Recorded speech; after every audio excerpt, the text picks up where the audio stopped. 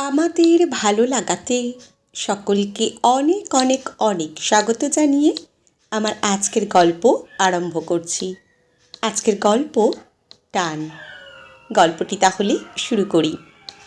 অন্যদিনের মতো আজও তনিমার অফিসে লেট। হন্তদন্ত হয়ে টেবিলে ব্যাগটা রেখে প্রথমেই বাড়িতে মাকে একটা ফোন। মেয়ে ঠিকঠাক আছে কিনা তা জানতে। 6 মাস মেটার্নিটি লিভ শেষ করে মাস দুয়েক হলো তনিমা অফিসে জয়েন করেছে। এখন বাড়ির জন্য ওর চিন্তা ও ব্যস্ততা আগের থেকে অনেকটাই বেশি হওয়াটাই স্বাভাবিক, কেননা সব কাজ ওকেই তো একা হাতে সামলাতে হয়। অচিন যে সেই সকাল 8টার সময় বাড়ি থেকে বেরিয়ে যায় আর ফিরে প্রায় রাত 10টায়।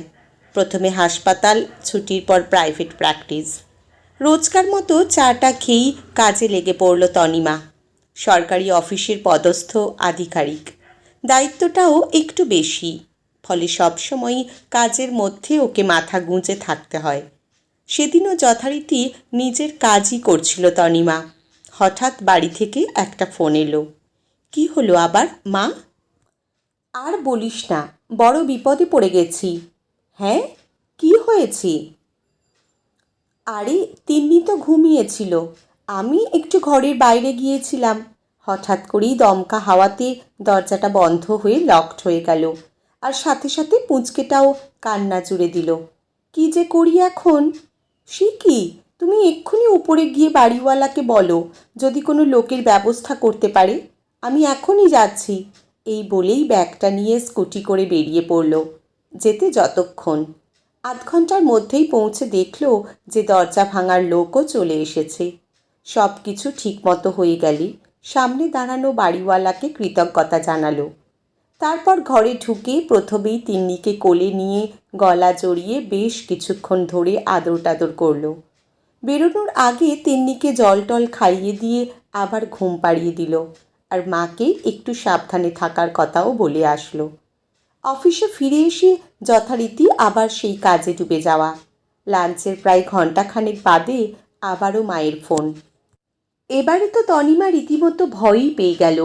ফোনটা খুব ধীরে ধীরে কানের কাছে এনে হ্যালো বলল, কিন্তু কোনো সাড়াই মিলল না। বারদিনে হ্যালো বলার পরেও কোনো সাড়া শব্দ নেই। কি করবে এখন ভেবেই পাচ্ছে না।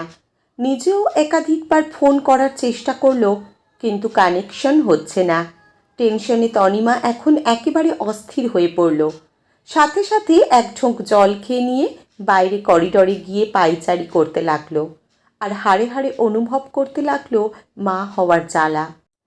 এরই মধ্যে আবার ডিপার্টমেন্টের পিয়নটা বাইরে এসে ওকে বলে গেল, ম্যাম, বড় সাহেব আপনাকে এখনই ডাকছে। তখন খুবই বিরক্ত বোধ করল তনিমা, কিন্তু বড়বাবুর অর্ডার, যেতে তো হবেই।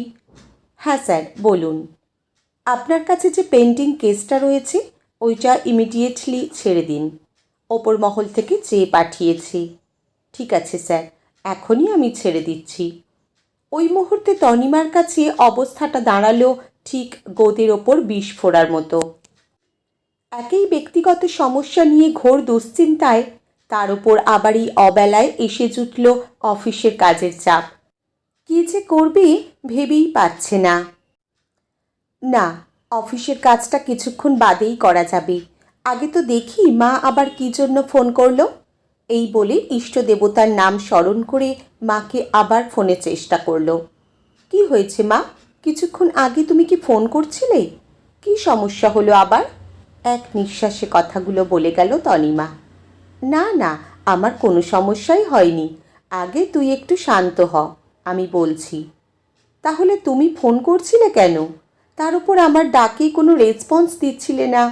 এই কথা বলার সময় খুবই উত্তেজিত শোনাচ্ছিল তনিমাকে।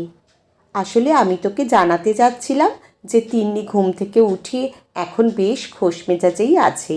ফিক ফিক করে খালি হাসছে আর আনন্দে বেজায় হাত পা ছুটছে, কিন্তু ফোনে তোর সাথে ভালো মতো কানেক্টই করতে পারছিলাম না। ও, তাই বলো।